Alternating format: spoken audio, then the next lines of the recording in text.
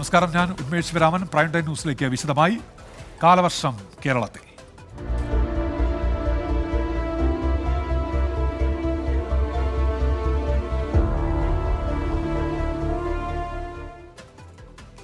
കേരളത്തിൽ കാലവർഷമെത്തിയതായി കേന്ദ്ര കാലാവസ്ഥാ വകുപ്പ്. തെക്കു പടിഞ്ഞാറൻ മൺസൂൺ നിലവിൽ കണ്ണൂർ ജില്ല വരെ വ്യാപിച്ചതായി കേന്ദ്ര കാലാവസ്ഥാ വകുപ്പ് അറിയിച്ചു. സംസ്ഥാനത്ത് പരക്കെ ശക്തമായ മഴ തുടരാൻ സാധ്യത. ഇന്ന് 14 ജില്ലകളിലും മഴ മുന്നറിയിപ്പുണ്ട്. ആലപ്പുഴ, കോട്ടയം, എറണാകുളം ജില്ലകളിൽ ഓറഞ്ച് അലർട്ടാണ്. കേരള, ലക്ഷദ്വീപ് തീരങ്ങളിൽ മത്സ്യബന്ധനത്തിന് വിലക്കേർപ്പെടുത്തി. പ്രതീക്ഷിച്ചതിലും ഒരു ദിവസം മുന്നേ കേരളത്തിൽ കാലവർഷമെത്തി. കണ്ണൂർ ജില്ല വരെ നിലവിൽ കാലവർഷം വ്യാപിച്ചതായി കേന്ദ്ര കാലാവസ്ഥാ വകുപ്പ് അറിയിച്ചു. തെക്കുകിഴക്കൻ അറബിക്കടലിൽ കേരള തീരത്തിനരികെ ചക്രവാത ചുഴി രൂപപ്പെട്ടു. കേരള തീരത്ത് ശക്തമായ പടിഞ്ഞാറൻ കാറ്റും നിലനിൽക്കുന്നു. സംസ്ഥാനത്ത് അടുത്ത 5 ദിവസം പരക്കെ ശക്തമായ മഴയ്ക്കാണ് സാധ്യത. ഇന്നു 14 ജില്ലകളിലും മഴ മുന്നറിയിപ്പുണ്ട്. മധ്യ കേരളത്തിൽ അതിശക്തമായ മഴയ്ക്കാണ് സാധ്യത. ആലപ്പുഴ, കോട്ടയം, എറണാകുളം ജില്ലകളിൽ ഓറഞ്ച് അലർട്ടും 11 ജില്ലകളിൽ യെല്ലോ അലർട്ടും പ്രഖ്യാപിച്ചു. നാളെ മുതൽ തിങ്കളാഴ്ച വരെ തിരുവനന്തപുരവും കൊല്ലവും ഒഴികെയുള്ള 12 ജില്ലകളിലും യെല്ലോ മുന്നറിയിപ്പ് നൽകി. മലയോര മേഖലകളിൽ മഴ കനത്തേക്കും. മഴയ്ക്കൊപ്പം ശക്തമായ കാറ്റിനും ഇടിമിന്നലിനും സാധ്യതയുണ്ട്. പൊതുജനങ്ങൾ ജാഗ്രത പാലിക്കണമെന്ന് ദുരന്ത നിവാരണ അതോറിറ്റി വ്യക്തമാക്കി. മണിക്കൂറിൽ പരമാവധി 55 കിലോമീറ്റർ വരെ വേഗതയിൽ ശക്തമായ കാറ്റിനും മോശം കാലാവസ്ഥയ്ക്കും സാധ്യതയുള്ളതിനാൽ കേരള തീരത്തും ലക്ഷദ്വീപ് പ്രദേശത്തും മത്സ്യബന്ധനത്തിനു വിലക്കേർപ്പെടുത്തി. കേരള, തെക്കൻ തമിഴ്നാട് തീരങ്ങളിൽ ഉയർന്ന തിരമാലയ്ക്കും കടലാക്രമണത്തിനും സാധ്യതയുള്ളതിനാൽ മത്സ്യത്തൊഴിലാളികളും തീരദേശവാസികളും ജാഗ്രത പാലിക്കണം. 24 തിരുവനന്തപുരം. സംസ്ഥാനത്ത് വ്യാപക മഴക്കെടുതി. ചേർത്തലയിൽ വെള്ളക്കെട്ടിൽ വീണ ഒരാൾ മരിച്ചു. കോഴിക്കോട് 8 പേർക്ക് ഇടിമിന്നലേറ്റു. വെള്ളക്കെട്ടും കടപുഴകിയ മരങ്ങളും പലയിടത്തും ഗതാഗതം തടസ്സപ്പെടുത്തി. കൊച്ചിയിൽ മഴക്കാലപൂർവ്വ ശുചീകരണം സമയബന്ധിതമായി പൂർത്തിയാക്കാൻ കഴിഞ്ഞിട്ടില്ല എന്ന് മേയർ എം അനിൽകുമാർ തുറന്നു സമ്മതിച്ചു.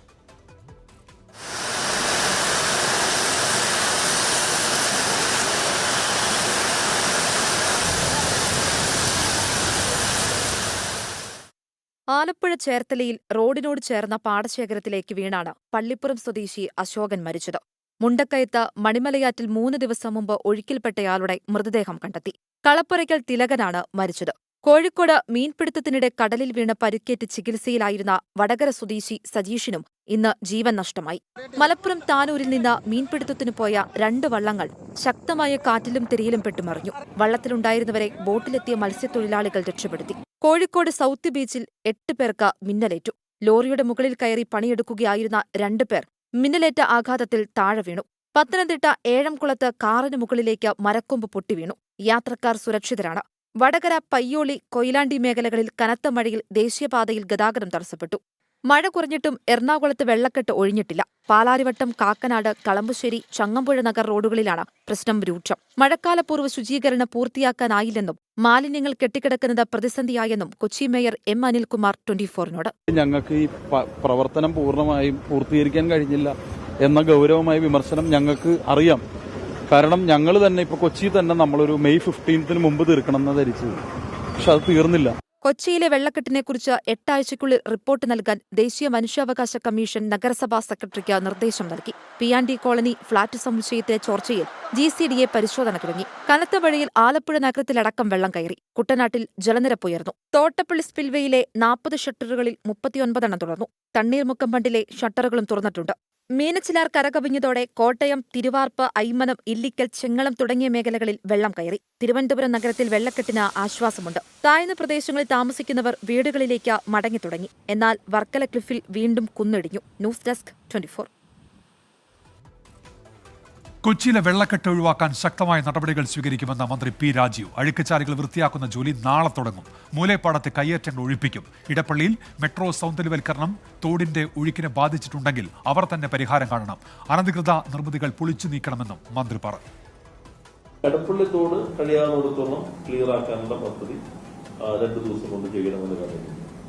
ബാക്കി മുനിസിപ്പാലിറ്റി അവരുടെ കാനകളെല്ലാം ആളുകൾ പറയുന്നത് അത് ഇത് മാറ്റി ക്ലീൻ ചെയ്യുന്നില്ല എന്ന ഒരു പ്രശ്നം പറയുന്നുണ്ട്. അത് മുനിസിപ്പൽ സെക്രട്ടറിയും ചെയർപേഴ്സണും മറ്റു കൗൺസിലർമാരുണ്ടായിരുന്നു. അവരും 2 ദിവസം കൊണ്ട് പൂർണ്ണമായിട്ട് ക്ലീനിങ് നടത്തും. പിന്നെ എവിടെയൊക്കെ അനധികൃതമായ നിർമ്മാണങ്ങളോ മറ്റു രീതിയുണ്ടെങ്കിൽ മുനിസിപ്പാലിറ്റി കർക്കശമായ മുഖം നോക്കാതെയുള്ള നടപടി സ്വീകരിക്കണം. പ്രൈം ന്യൂസിലേക്ക് തിരികെ. ഉത്തരേന്ത്യയിൽ ഉഷ്ണതരംഗ ഭീഷണി തുടരുന്നു. ബീഹാറിൽ 15 പേർ മരിച്ചു. 10ഓളം പേർ ആശുപത്രിയിൽ ചികിത്സയിലാണ്. നിതിൻ അംബുജനുണ്ട് ഡൽഹിയിൽ നിന്ന് വിശദാംശങ്ങളുമായി. നിതിൻ, എന്തൊക്കെയാണ് വിവരങ്ങൾ? ഉന്മേഷ്, ഉത്തരേന്ത്യയിലെ ജനജീവിതം കൂടുതൽ ദുസ്സഹമാകുകയാണ് ഉഷ്ണതരംഗത്തെ തുടർന്ന്. ബീഹാറിൽ 15 മരണമാണ് ഇന്നിപ്പോൾ റിപ്പോർട്ട് ചെയ്തിരിക്കുന്നത്. 4 ജില്ലകളിലായിട്ടാണ് ഇത്തരത്തിൽ ഉഷ്ണതരംഗം കാരണം 15 പേർ മരിച്ചിരിക്കുന്ന ഒരു സാഹചര്യമുള്ളത്. 10ഓളം പേർ ആശുപത്രിയിൽ ചികിത്സയിൽ തുടരുകയാണ്. ഔറംഗാബാദ്, നളന്ദ, ജൊഹന്നാബാദ്, അതോടൊപ്പം തന്നെ അടക്കമുള്ള 4 ജില്ലകളിലാണ് ഇത്തരത്തിൽ ഉഷ്ണതരംഗം കാരണം 15 പേർ ഇന്നിപ്പോൾ മരിച്ചതായി ഇപ്പോൾ അധികൃതർ അറിയിച്ചിരിക്കുന്നത്. കൂടുതൽ പേർ ഇപ്പോൾ ആശുപത്രിയിൽ ചികിത്സയിൽ കഴിയുകയാണ്. ഓരോ ദിവസവും ഉഷ്ണതരംഗത്തെ തുടർന്ന് ആശുപത്രിയിൽ ചികിത്സയിൽ തേടുന്നവരുടെ എണ്ണം ഇപ്പോൾ കൂടി വരികയാണ്. ഇന്ന് ഡൽഹിയിലും ഒരു ബീഹാർ സ്വദേശിയുടെ മരണം റിപ്പോർട്ട് ചെയ്തിരുന്നു. ഇപ്പോൾ ബീഹാറിലെ ചില പ്രാദേശിക മാധ്യമങ്ങൾ നൽകുന്ന റിപ്പോർട്ട് പ്രകാരം ഈ മരിച്ച 15 പേരിൽ തെരഞ്ഞെടുപ്പ് ഉദ്യോഗസ്ഥരടക്കമുള്ള പേർ ഈ സൂര്യാഘാതമേറ്റ് മരിച്ചു എന്നാണ് ഇപ്പോൾ അറിയാൻ സാധിക്കുന്നത്. എന്തായാലും ഔദ്യോഗികമായിട്ടുള്ള ചില വിവരങ്ങൾ ഇതുവരെ പുറത്തുവിട്ടിട്ടില്ല. എന്തായാലും കൂടുതൽ ദുസ്സഹമാവുകയാണ്. 45 ഡിഗ്രി സെൽഷ്യസിന് മുകളിലാണ് ബീഹാറിൽ ഇന്ന് ചൂട് രേഖപ്പെടുത്തിയത്. ഡൽഹിയിലാണെങ്കിൽ 50 ഡിഗ്രി സെൽഷ്യസിന് മുകളിലാണ് ചൂട് രേഖപ്പെടുത്തുന്നത്. അങ്ങനെ ഉത്തരേന്ത്യയിലാകെ തന്നെ ജനജീവിതത്തെ ദുസ്സഹമാവുന്ന നിലയിലാണ് ഇപ്പോൾ ഉഷ്ണതരംഗം ഉണ്ടാകുന്നത്. മാത്രമല്ല കൂടുതൽ പേർ ഇപ്പോൾ ചികിത്സ തേടി ആശുപത്രിയിലുള്ളവരുടെ എണ്ണവും വർദ്ധിച്ചിട്ടുണ്ട്. എന്തായാലും ബീഹാറിലാണ് ഇപ്പോൾ ഏറ്റവും കൂടുതലായി 4 ജില്ലകളിലായി 15 പേർ മരിച്ചുവെന്ന് ഇപ്പോൾ അധികൃതർ അറിയിച്ചിരിക്കുന്നത്. ശരി നിതിൻ, ബീഹാറിൽ 15 പേരാണ് ഉഷ്ണതരംഗത്തിൽ മരിച്ചത്. നിതിൻ അംബുജൻ വിശദാംശങ്ങൾ നൽകുകയായിരുന്നു. ലോക്സഭാ തെരഞ്ഞെടുപ്പ് ക്ലൈമാക്സിലേക്ക്. ICL FinCorp 24 ഇലക്ഷൻ സമർപ്പിക്കുന്നത് ICL FinCorp, the intelligent choice.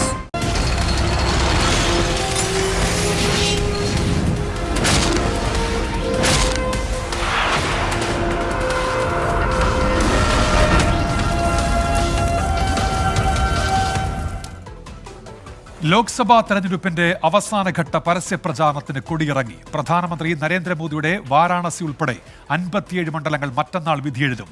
BJPക്കും പ്രതിപക്ഷത്തിനും ഒരുപോലെ പ്രതീക്ഷ നൽകുന്ന മേഖലകളിലാണ് വോട്ടെടുപ്പ് നടക്കാനുള്ളത്. നരേന്ദ്രമോദിയുടെ വിദ്വേഷ പ്രസംഗത്തിനെതിരെ അതിരൂക്ഷ വിമർശനവുമായി മുൻ പ്രധാനമന്ത്രി ഡോക്ടർ മൻമോഹൻ സിംഗ് രംഗത്തെത്തി.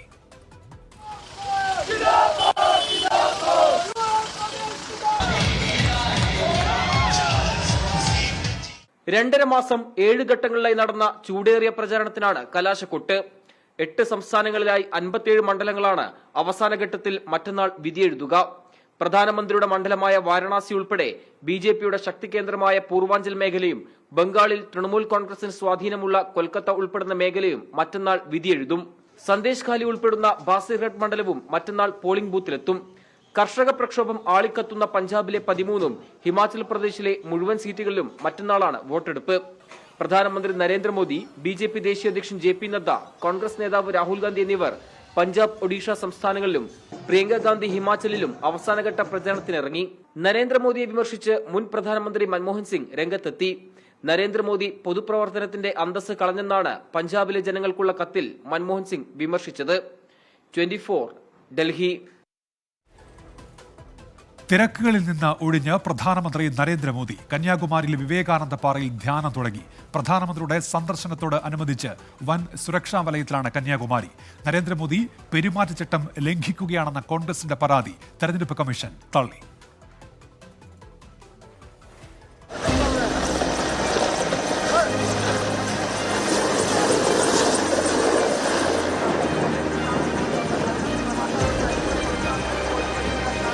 തിരുവനന്തപുരം വിമാനത്താവളത്തിൽ നിന്ന് ഹെലികോപ്റ്ററിൽ വൈകിട്ട് 5:10 പ്രധാനമന്ത്രി കന്യാകുമാരിയിലെത്തി. PWD ഗസ്റ്റ് ഹൌസിൽ അല്പനേരം ചെലവഴിച്ച ശേഷം കന്യാകുമാരി ദേവീക്ഷേത്രത്തിൽ ദർശനം. പിന്നീട് പ്രത്യേകം തയ്യാറാക്കിയ ബോട്ടിൽ വിവേകാനന്ദ പാറയിലേക്ക്. വിവേകാനന്ദ കേന്ദ്രത്തിൽ അല്പനേരം ചെലവഴിച്ചു. തിരുവള്ളൂർ പ്രതിമയിൽ പുഷ്പാർച്ചന.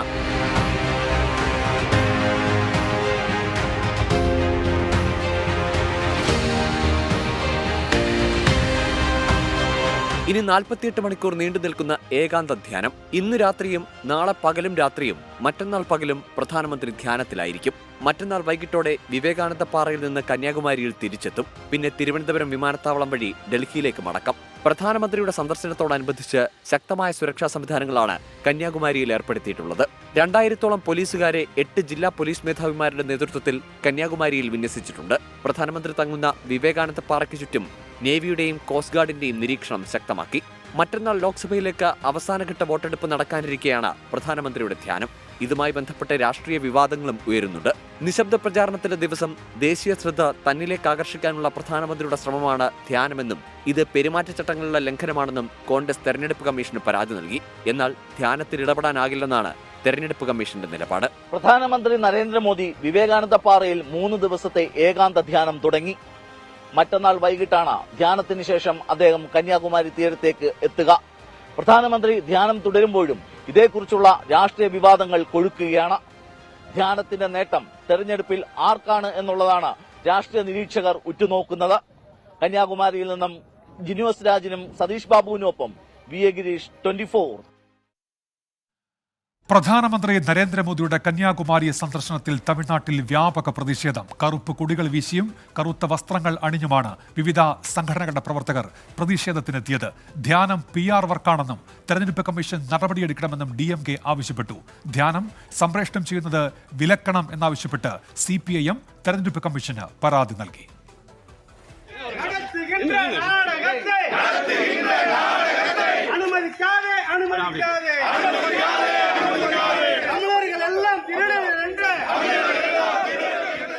ഒഡീഷയിൽ പ്രധാനമന്ത്രി നടത്തിയ തമിഴ് വിരുദ്ധ പരാമർശവും മഹാത്മാഗാന്ധിക്കെതിരെ നടത്തിയ പ്രസ്താവനയുമാണ് തമിഴ്നാട്ടിൽ പ്രതിഷേധത്തിന് കാരണം.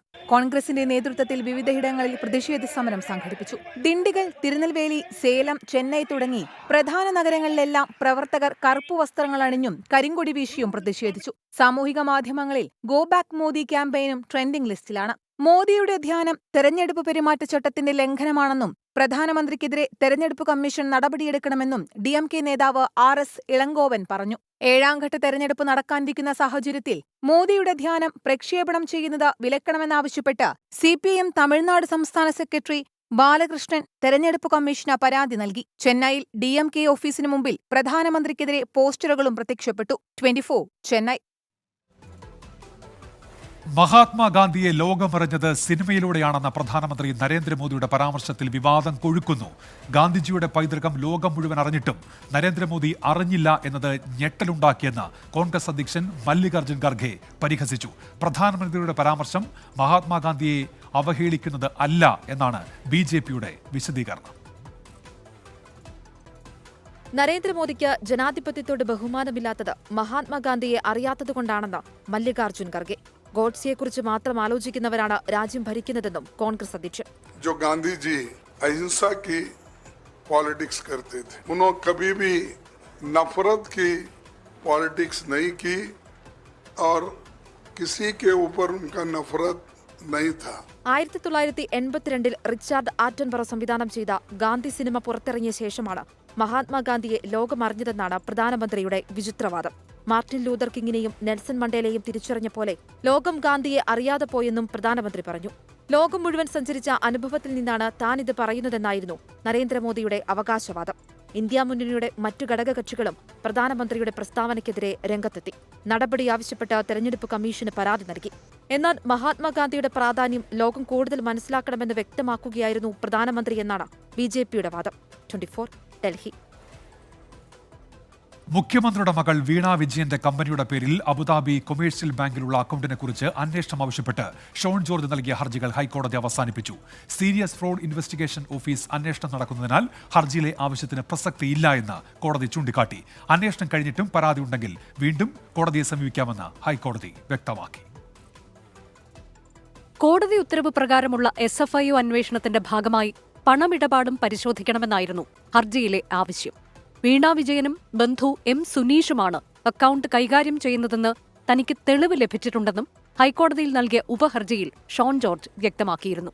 എന്നാൽ സീരിയസ് ഫ്രോഡ് ഇൻവെസ്റ്റിഗേഷൻ ഓഫീസ് അന്വേഷണം നടത്തുന്നതിനാൽ ഹർജിയിലെ ആവശ്യത്തിന് പ്രസക്തിയില്ലെന്ന് കോടതി ചൂണ്ടിക്കാട്ടി. അന്വേഷണം കഴിഞ്ഞിട്ടും പരാതിയുണ്ടെങ്കിൽ വീണ്ടും കോടതിയെ സമീപിക്കാമെന്നും ഹൈക്കോടതി വ്യക്തമാക്കി. മാസപ്പടി കേസിൽ നൽകിയ ഹർജിയുടെ ഭാഗമായിട്ടായിരുന്നു ഉപഹർജി. വിവാദ കമ്പനികളായ SNC ലാവലിൻ, PwC എന്നിവയിൽ നിന്ന് കോടിക്കണക്കിന് രൂപ അബുദാബിയിലെ അക്കൗണ്ടിലെത്തിയെന്നാണ് ഷോൺ ജോർജ് ആരോപിച്ചത്. അതേസമയം SFIO അന്വേഷണത്തെ ചോദ്യം ചെയ്ത് KSIDC നൽകിയ ഹർജി ജൂലൈ 15 മാറ്റി. 24 കൊച്ചി. മുഖ്യമന്ത്രിയുടെ മകൾ വീണ വിജയന്റെ എക്സാലോജി കമ്പനിയുമായി ബന്ധമില്ല എന്ന് ദുബായിലെ Exalogic consulting company. SNC Lavalin, Price Waters House Coopers എന്നീ കമ്പനികളുമായി ഇടപാടുകളില്ല. പ്രധാനപ്പെട്ട ഏതെങ്കിലും സ്ഥാനത്ത് വീണ, സുനീഷ് എന്നീ പേരുകളിൽ ആരുമില്ലെന്നും എക്സാലോജി കൺസൾട്ടിംഗ് കമ്പനി സഹസ്ഥാപകൻ സസൂൺ സാദിഖ്, നവീൻ കുമാർ എന്നിവർ അറിയിച്ചു. നമുക്ക് ഒരു ബന്ധവുമില്ല ഈ പറയുന്ന ആൾക്കാരുമായിട്ട്. നമ്മുടെ ക്ലയന്റ് ലിസ്റ്റിൽ ഈ രണ്ടുപേരും നമ്മുടെ ക്ലയന്റ് അല്ല. ഇതുവരെ അവരുമായിട്ട് ഒരു ബിസിനസ്സും ചെയ്തിട്ടില്ല. ഇപ്പോൾ ഇന്നലെ വന്ന ന്യൂസ് ക്ലിപ്സ്, ഒരു 2-3 ക്ലിപ്സ് നമ്മൾ കണ്ടു. അതിൽ നമ്മുടെ പേരും മറ്റ് ആൾക്കാരുടെ പേരും ചേർത്ത് പറഞ്ഞിരുന്നു. എക്സാലോജി കൺസൾട്ടിംഗും പറഞ്ഞിരുന്നു. അപ്പം we wanted to clarify that Exalogic consulting is an independent consulting firm. അത് എക്സാലോജിക് സൊല്യൂഷൻസുമായിട്ട് ഒരു ബന്ധവും ഇല്ല എന്നുള്ളത് ക്ലാരിഫൈ ചെയ്യാനാണ് നമ്മൾ ഈ പ്രസ് മീറ്റ് കൂട്ടിയത്. വടകരയിൽ കാഫിർ പരാമർശമുള്ള സ്ക്രീൻഷോട്ട് പ്രചരിപ്പിച്ച കേസിൽ മുൻ MLA KK ലതികയുടെ മൊഴിയെടുത്തു. വടകര SHOയുടെ നേതൃത്വത്തിലാണ് മൊഴിയെടുത്തത്. വർഗീയ പരാമർശമുള്ള പോസ്റ്റർ KK ലതിക ഷെയർ ചെയ്തിരുന്നു. ഇതിന്റെ വിശദാംശങ്ങൾ തേടിയാണ് പോലീസ് മൊഴി രേഖപ്പെടുത്തിയത്. യൂത്ത് ലീഗ് പ്രവർത്തകൻ PK കാസിമിന്റെ പേരിലാണ് പോസ്റ്റ് പ്രചരിച്ചിരുന്നത്. എന്നാൽ കാസിമിന്റെ ഫോൺ കേന്ദ്രീകരിച്ച് നടത്തിയ പരിശോധനയിൽ ഇത്തരം പരാമർശങ്ങൾ നിർമ്മിച്ചതായി കണ്ടെത്താൻ കഴിഞ്ഞിരുന്നില്ല. സംഭവത്തിൽ സത്യസന്ധമായ അന്വേഷണം വേണമെന്നും പോലീസ് പക്ഷപാതപരമായിട്ടാണ് ഇടപെടുന്നത് എന്നും UDF ആരോപിച്ചിരുന്നു. സംഭവത്തിൽ 15 പേരുടെ മൊഴിയാണ് അന്വേഷണ സംഘം രേഖപ്പെടുത്തിയത്. സ്വർണ്ണക്കടത്ത് കേസിൽ ഡോക്ടർ ശശി തരൂർ MPയുടെ പേഴ്സണൽ സ്റ്റാഫ് അംഗം ശിവകുമാർ പ്രസാദിനെ കസ്റ്റംസ് ചോദ്യം ചെയ്ത് വിട്ടയച്ചു. സ്വർണം കൊണ്ടുവന്ന ഉത്തർപ്രദേശ് സ്വദേശിയെ പ്രതിയാക്കിയാണ് കേസ് രജിസ്റ്റർ ചെയ്തിരിക്കുന്നത്. സ്വർണ്ണക്കടത്തുകാരെ തിരിച്ചറിഞ്ഞെന്ന് CPIM സംസ്ഥാന സെക്രട്ടറി MV ഗോവിന്ദൻ പ്രതികരിച്ചു. CPIM കോൺഗ്രസും സ്വർണ്ണക്കടത്തുകാരുടെ മുന്നണിയാണെന്ന് തിരുവനന്തപുരത്തെ BJPയുടെ ലോക്സഭാ സ്ഥാനാർത്ഥി രാജീവ് ചന്ദ്രശേഖർ വിമർശിച്ചു. ഡൽഹി വിമാനത്താവളത്തിൽ വിദേശത്ത് നിന്നെത്തിയ ആളുടെ കയ്യിൽ നിന്ന് സ്വർണം സ്വീകരിക്കുന്നതിനിടെയാണ് ഡോക്ടർ ശശി തരൂർ MPയുടെ PA ശിവകുമാർ പ്രസാദിനെയും കൂട്ടാളിയെയും കസ്റ്റംസ് ഉദ്യോഗസ്ഥർ പിടികൂടിയത്. എയർഡ്രോം എൻട്രി പെർമിറ്റ് കാർഡ് ഉപയോഗിച്ചാണ് ഇയാൾ വിമാനത്താവളത്തിൽ പ്രവേശിച്ചത്.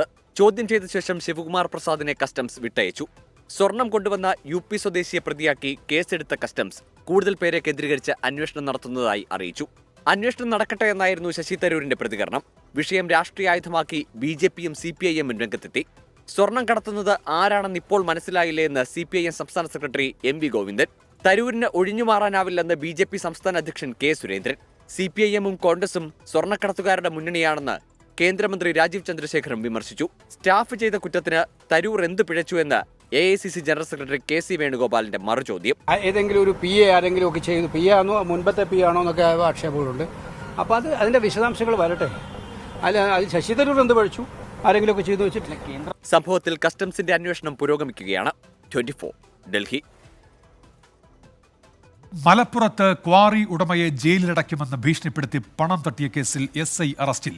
വളാഞ്ചേരി പോലീസ് സ്റ്റേഷനിലെ SI ബിന്ദുലാൽ ആണ് അറസ്റ്റിലായത്. കേസിൽ 2ാം പ്രതിയായ വളാഞ്ചേരി CI സുനിൽ ദാസ് ഒളിവിലാണ്. പോലീസ് ഉദ്യോഗസ്ഥരും ഇടനിലക്കാരനും ചേർന്ന് 22 ലക്ഷം രൂപയാണ് ക്വാറി ഉടമയിൽ നിന്ന് തട്ടിയെടുത്തത്. വളാഞ്ചേരി SHO സുനിൽ ദാസ് 8 ലക്ഷം രൂപയും SI ബിന്ദുലാൽ 10 ലക്ഷം രൂപയുമാണ് തട്ടിയെടുത്തത്. ഇടനിലക്കാരൻ 4 ലക്ഷം രൂപയും കൈപ്പറ്റി. തിരൂർ സ്വദേശിയായ ക്വാറി ഉടമയിൽ നിന്ന് ആകെ 22 ലക്ഷം രൂപ സംഘം തട്ടിയെടുത്തു.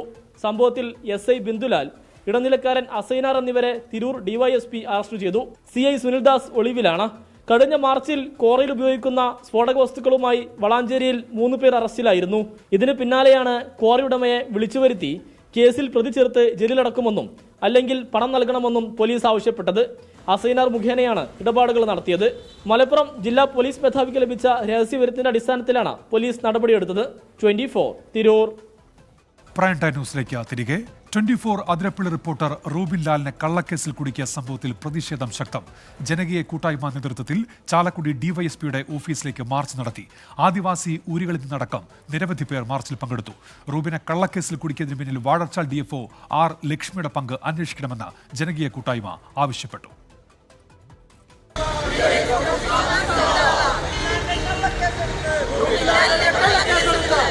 റൂബിനെ അർദ്ധരാത്രി കസ്റ്റഡിയിലെടുത്ത് ക്രൂരമായി മർദ്ദിക്കുകയും അടിവസ്ത്രത്തിൽ നിർത്തുകയും ചെയ്ത അതിരപ്പള്ളി CI ആൻഡ്രിക് ഗ്രോമിക്കിനെതിരെയും വനം ബീറ്റ് ഓഫീസർ ജാക്സണെതിരെയും നടപടി ആവശ്യപ്പെട്ടായിരുന്നു സമരം. ആദിവാസി ഊരുകളിൽ നിന്നുള്ളവരും പരിസ്ഥിതി പ്രവർത്തകരും ചേർന്ന് ചാലക്കുടി ബസ് സ്റ്റാൻഡിന് സമീപത്തുനിന്ന് ആരംഭിച്ച മാർച്ച് DYSP ഓഫീസിന് 200 മീറ്റർ അകലെ പോലീസ് ബാരിക്കേഡ് വെച്ച് തടഞ്ഞു. വൻ പോലീസ് സന്നാഹം ഉപയോഗിച്ചാണ് പ്രതിഷേധക്കാരെ നേരിട്ടത്.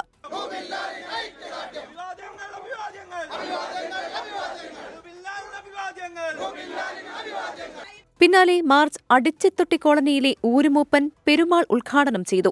റൂബിനെ കള്ളക്കേസിൽ കുടുക്കിയ സംഭവത്തിൽ വാഴച്ചാൽ ഡിഎഫ്ഒ ആർ ലക്ഷ്മിയുടെ പങ്കന്വേഷിക്കണമെന്ന് ചാലക്കുടി ജനകീയ കൂട്ടായ്മ ആവശ്യപ്പെട്ടു. ഡാമിന്റെ തടാകത്തിൽ കൂടി എല്ലാവർക്കും ഇക്കോ ടൂറിസത്തിന്റെ ഭാഗമായി ചുറ്റി സഞ്ചരിച്ച് കാണുന്നതിന് വേണ്ടി ബോട്ട് വാങ്ങി.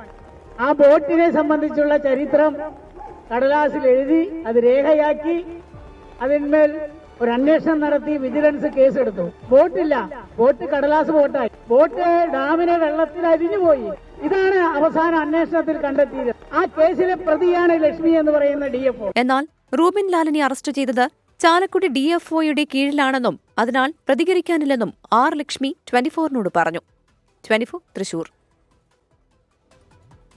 24 അതിരപ്പിള്ളി റിപ്പോർട്ടർ റൂബിൻ ലാലിനെ ബീറ്റ് ഫോറസ്റ്റ് ഓഫീസർ മർദ്ദിച്ചതിൽ അന്വേഷണം അട്ടിമറിച്ച തൃശൂർ CCFനോട് വനമന്ത്രി വിശദീകരണം തേടി. നേരിട്ട് അന്വേഷണം നടത്താനായിരുന്നു CCF ആർഡലർസിനുള്ള നിർദ്ദേശം. എന്നാൽ Chalakudy divisional assistant forest conservator നൽകിയ റിപ്പോർട്ട് CCF അതേപടി കൈമാറുകയാണ് ചെയ്തത്. ഇക്കാര്യത്തിലാണ് മന്ത്രി വിശദീകരണം തേടിയത്. റൂബിൻ ലാലിനെ കയ്യേറ്റം ചെയ്ത BFO ജാക്സനെ വനവകുപ്പിലെ ഒരു വിഭാഗം ഉദ്യോഗസ്ഥർ സംരക്ഷിക്കുന്നു എന്ന ആരോപണമുണ്ട്. കേരളക്കരയാകെ കാത്തിരുന്ന വിഷു ബമ്പർ ഭാഗ്യശാലിയെ ഒടുവിൽ കണ്ടെത്തി. ഒന്നാം സമ്മാനമായ 12 കോടി അടിച്ച ടിക്കറ്റിന്റെ ഉടമ ആലപ്പുഴ പഴവീട് സ്വദേശി വിശ്വംഭരനാണ്. CRPF റിട്ടയർഡ് ഉദ്യോഗസ്ഥനാണ് ഈ 76-കാരൻ. ഗ്രേറ്റ് എടുക്കും. ആഴ്ചയിൽ ഒരു 3-4 ഒക്കെ എടുക്കും. അപ്പോൾ വീടൊക്കെ ഒന്ന് ശരിയാക്കി എടുക്കണം, അത്രേ ഉള്ളൂ. പഴയ വീടൊക്കെ ഭാര്യയും മക്കളും ഒക്കെ ഉണ്ട്. അങ്ങ് ചേട്ടൻ്റെ മക്കള് ചേച്ചിയൊക്കെ ഉണ്ട്. പിള്ളേരൊക്കെ ഉണ്ട്. ഇനി പഠിച്ചൊക്കെ വരണം. 2 പിള്ളേരൊക്കെ ഉണ്ട്. അവർ പഠിച്ച് അവരെ ഒരു നല്ല നിലയിൽ എത്തിക്കണം. 5 വർഷമായി സ്ഥിരം ലോട്ടറി എടുക്കാറുള്ള വിശ്വംഭരനെ തേടി 5000 രൂപയ്ക്ക് മുകളിൽ സമ്മാനം എത്തുന്നത് ആദ്യമായാണ്. ഇത്തവണ 2 വിഷു ബമ്പറുകളാണ് എടുത്തത്.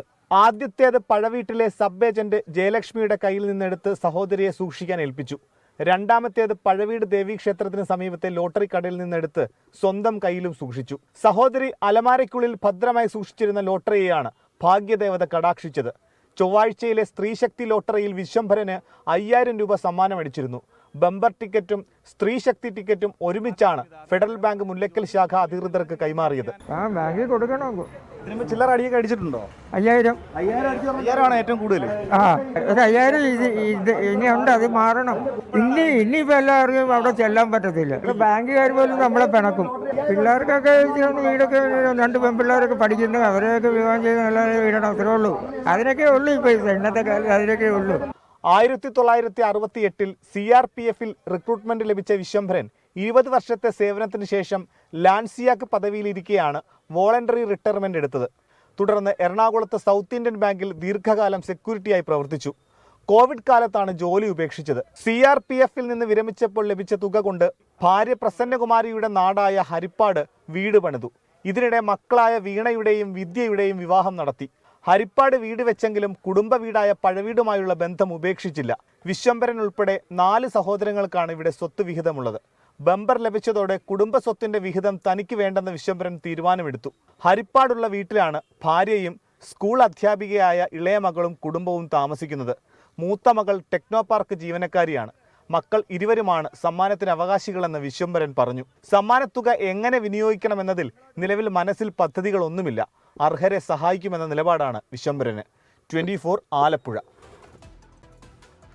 ഇനി ചില വാർത്തകൾ ചുരുക്കത്തിൽ.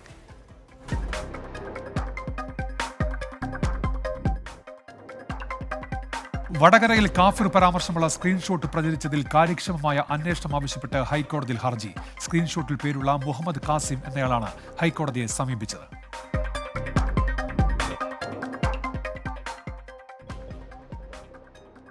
പ്രൈം ടൈം ന്യൂസിലേക്ക് തിരികെ. ലൈംഗിക അതിക്രമ കേസിൽ വിദേശത്ത് ഒളിവിലായിരുന്ന JDS നേതാവ് പ്രജ്വൽ രേവണ്ണ ഇന്ന് രാത്രി ബംഗളൂരുവിൽ തിരിച്ചെത്തും. പ്രജ്വലിനെ വിമാനത്താവളത്തിൽ വെച്ച് തന്നെ കസ്റ്റഡിയിലെടുക്കാനുള്ള നീക്കത്തിലാണ് അന്വേഷണ സംഘം. വിവരങ്ങളുമായി അരുൺ പൂപ്പറമ്പ ഇപ്പോൾ ബംഗളൂരുവിൽ നിന്ന് തത്സമയം വിവരങ്ങളുമായി ചേരുന്നുണ്ട്. അരുൺ, ഈ 12:30 തന്നെ എത്തുമോ പ്രജ്വൽ രേവണ്ണ? എത്തിയാലുടൻ കസ്റ്റഡി, അതാണോ?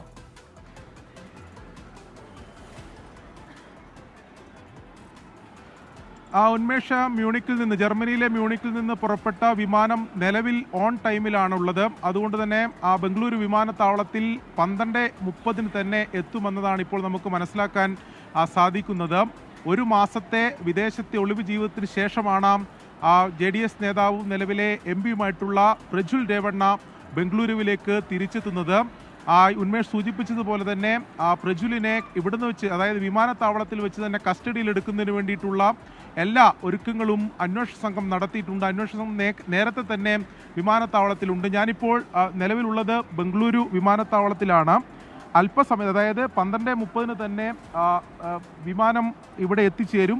അതിനുശേഷം എമിഗ്രേഷൻ വിഭാഗത്തിൽ വെച്ച് പ്രജ്വലിനെ പിടികൂടുകയും അന്വേഷണ സംഘത്തിന് കൈമാറുകയായിരിക്കും ചെയ്യുക എന്നതാണ് ഇപ്പോൾ നമ്മൾ മനസ്സിലാക്കുന്നത്. എന്തായാലും അന്വേഷണ സംഘം നിലവിൽ വിമാനത്താവളത്തിലുണ്ട്. ഇവിടുന്ന് കസ്റ്റഡിയിലെടുത്തതിന് ശേഷം നാളെ ആയിരിക്കും ഒരുപക്ഷെ അറസ്റ്റ് രേഖപ്പെടുത്തുന്ന ഉൾപ്പെടെയുള്ള നടപടിയിലേക്ക് പോകുക എന്നതാണ് നമ്മൾ മനസ്സിലാക്കുന്നത്. എന്തായാലും നേരത്തെ ഞാൻ സൂചിപ്പിച്ചതുപോലെ തന്നെ ഒരു മാസം ജർമ്മനിയിൽ ഒളിവിൽ കഴിയുന്നു.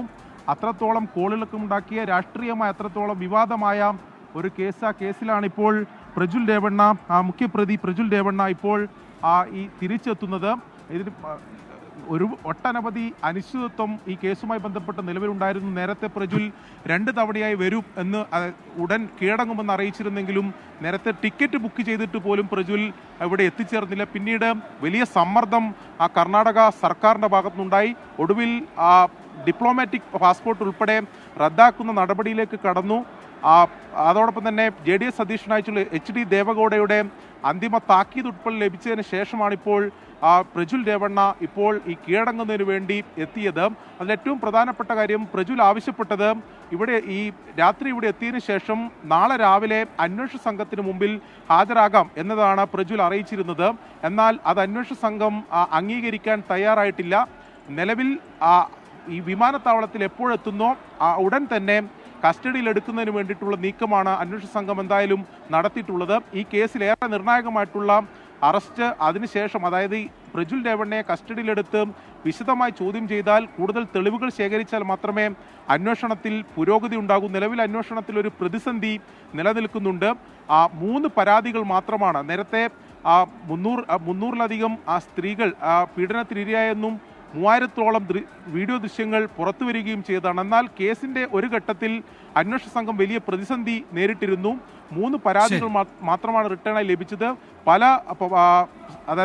അതായത് പീഡനത്തിനിരയായവർ പല ഘട്ടങ്ങളിലും ഇതിന് സ്റ്റേറ്റ്മെന്റ് പോലും നൽകാൻ, അതായത് മൊഴി പോലും നൽകാൻ തയ്യാറായിരുന്നില്ല. അങ്ങനെ ഒരു അന്വേഷണ പ്രതിസന്ധി നിലവിൽ നിലനിൽക്കുന്നുണ്ട്. പ്രജ്വലിനെ കസ്റ്റഡിയിലെടുത്ത് വിശദമായി ചോദ്യം ചെയ്ത് കൂടുതൽ തെളിവുകൾ ശേഖരിച്ചാൽ അതിൽ ഒരു പുരോഗതി ഉണ്ടാകും എന്നതാണ് അന്വേഷണ സംഘം പ്രതീക്ഷിക്കുന്നത്. എന്തായാലും വിമാനത്താവളത്തിൽ പ്രജ്വൽ എത്തിക്കഴിഞ്ഞാൽ പ്രജ്വലിനെ കസ്റ്റഡിയിലെടുക്കും. തുടർന്ന് നാളെ ആയിരിക്കും അറസ്റ്റ് രേഖപ്പെടുത്തുന്ന ഉൾപ്പെടെയുള്ള നടപടിയിലേക്ക് കടക്കുക. ശരി, അരുൺ പൂപ്പറമ്പയാണ് ബംഗളൂരു കെമ്പഗൌഡ അന്താരാഷ്ട്ര വിമാനത്താവളത്തിൽ നിന്ന് വിവരങ്ങൾ നൽകിയത്.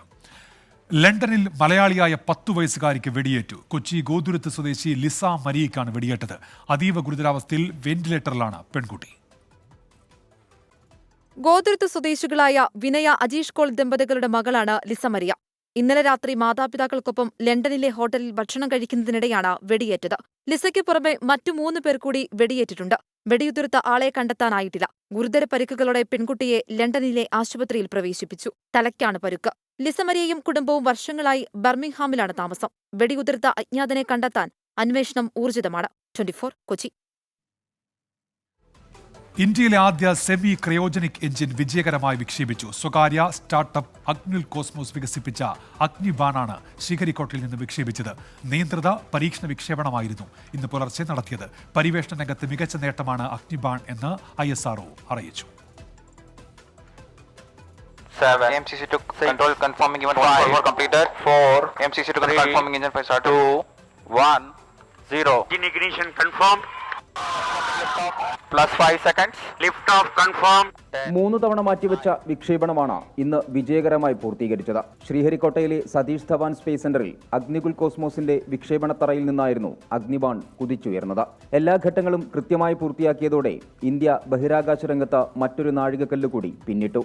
നിലവിൽ ക്രയോജനിക് എഞ്ചിനുകളിൽ ഉപയോഗിക്കുന്ന ദ്രവീകൃത ഓക്സിജൻ, ഹൈഡ്രജൻ എന്നിവയ്ക്ക് പകരം ശുദ്ധീകരിച്ച മണ്ണെണ്ണയും ആശുപത്രികളിൽ ഉപയോഗിക്കുന്ന ഓക്സിജനുമാണ് സെമി ക്രയോജനിക്കിൽ ഉപയോഗിക്കുന്നത്. ക്രയോജനിക് എഞ്ചിനുകളുടെ ദ്രവീകൃത ഇന്ധനം തയ്യാറാക്കാൻ ചിലവ് വളരെ കൂടുതലാണ്. സെമി ക്രയോജനിക് വിജയിച്ചതോടെ ബഹിരാകാശ പര്യവേഷണ രംഗത്തെ ചിലവ് ഗണ്യമായി കുറയ്ക്കാൻ സാധിക്കും. 24 ചെന്നൈ. പ്രൈം ടൈം ന്യൂസിലേക്ക് തിരികെ. സൗദി അറേബ്യയിൽ ജയിലിൽ കഴിയുന്ന മലയാളി അബ്ദുൾ റഹീമിന്റെ മോചനത്തിനുള്ള നടപടികൾ പുരോഗമിക്കുന്നു. സൗദിയിലെ ഇന്ത്യൻ എംബസി 15 മില്യൺ റിയാലിന്റെ സർട്ടിഫൈഡ് ചെക്ക് അനുവദിച്ചു. ക്രിമിനൽ കോഡ് ജഡ്ജിന്റെ പേരിലാണ് ചെക്ക്. കോടതി വഴി ചെക്ക് മരിച്ച സൗദി ബാലന്റെ കുടുംബത്തിന് ഉടൻ കൈമാറും. അബ്ദുറഹീമിന്റെ മോചനത്തിനായി ചടുലമായ നീക്കങ്ങളാണ് റിയാദിൽ നടക്കുന്നത്. ദിയാധനമായ 15 മില്യൺ റിയാൽ അഥവാ 34 കോടിയോളം രൂപ റിയാദിലെ ഇന്ത്യൻ എംബസിയിൽ എത്തിയതിനു പിന്നാലെ ഈ തുകക്കുള്ള സർട്ടിഫൈഡ് ചെക്ക് എംബസി ഇഷ്യൂ ചെയ്തു. ക്രിമിനൽ കോടതി ജഡ്ജിയുടെ പേരിലാണ് ചെക്ക് ഇഷ്യൂ ചെയ്തത്. മരിച്ച സൗദി പൌരന്റെ പേരിൽ ഉണ്ടാകാനിടയുള്ള അനന്തരാവകാശ പ്രശ്നങ്ങൾ ഒഴിവാക്കാനാണ് ജഡ്ജിയുടെ പേരിൽ ചെക്ക് ഇഷ്യൂ ചെയ്തതെന്ന് റിയാദിലെ നിയമസഹായ സമിതി അറിയിച്ചു. ചെക്കിന്റെ പകർപ്പ് അടുത്ത ദിവസം തന്നെ ഗവർണറേറ്റിന് കൈമാറും. ഒറിജിനൽ ചെക്ക് അധികൃതരുടെ നിർദ്ദേശത്തിനനുസരിച്ച് ഗവർണറേറ്റിലോ കോടതിയിലോ സമർപ്പിക്കും. ശേഷം മോചനവുമായി ബന്ധപ്പെട്ട് ഇരു കക്ഷികളും അനുരഞ്ജന കരാറിൽ ഒപ്പുവെക്കും. തുടർന്ന് കോടതി പണം സൗദി കുടുംബത്തിന് കൈമാറുകയും അബ്ദുറഹീമിന്റെ വധശിക്ഷ റദ്ദാക്കുകയും മോചനത്തിനുള്ള നടപടിക്രമങ്ങളിലേക്ക് കടക്കുകയും ചെയ്യും. റിയാദിൽ നിന്നും ഇസ്മായിൽ പയ്യോളിക്കൊപ്പം ജലീൽ കണ്ണമംഗലം, 24. മികച്ച സംരംഭകനുള്ള VPNIB പുരസ്കാരം Gokulam group of companies chairman Gokulam ഗോപാലിന്. സാഹിത്യകാരൻ CV ബാലകൃഷ്ണൻ, കാലടി സംസ്കൃത സർവകലാശാല മുൻ vice chancellor doctor MC Dileep Kumar, തൃശ്ശിയ ചെയർമാൻ റോയ് മണപ്പള്ളിൽ എന്നിവരടങ്ങിയ സമിതിയാണ് പുരസ്കാരം നിർണയിച്ചത്. സിനിമ, ബിസിനസ്, മാധ്യമ മേഖലകളിൽ ശ്രദ്ധേയരായവരെ ആദരിക്കുന്നതിന് മണപ്പുറം ഫിനാൻസും പെഗാസസ് ഗ്രൂപ്പും ചേർന്ന് ഏർപ്പെടുത്തിയിട്ടുള്ളതാണ് പുരസ്കാരം. ഇതോടെ പ്രൈം ടൈം ന്യൂസ് പൂർത്തിയാകുന്നു.